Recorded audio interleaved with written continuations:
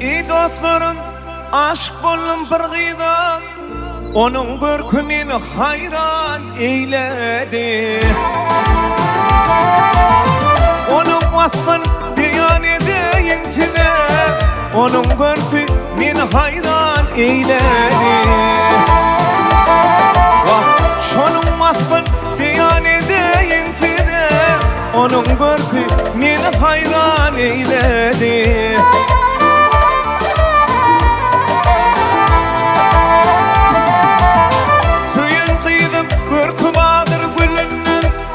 Sevgisi güçlüdür dağın bilinen, adımanın öğreteceğin elinden, maral canım görkü hayran eyledi.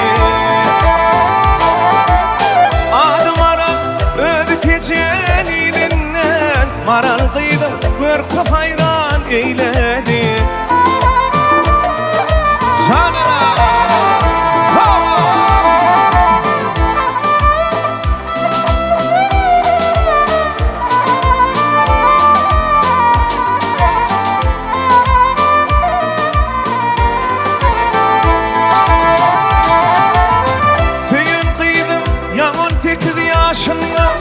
Sevgi hasretini koydu başımda,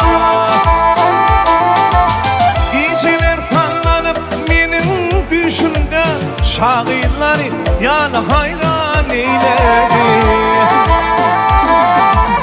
Geceler sallanıp menin düşümde, şairleri yani hayran eyledi.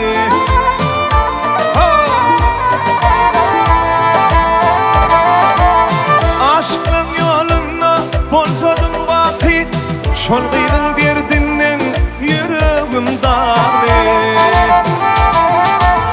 Ey dostlarım, bana şu ateşini, onun görkü meni hayran eyledi. Can dostlarım, bana şu ateşini, maral canım görkü hayran eyledi. Maral gıydın görkü hayran eyledi. Şairler yani hayran eyledi.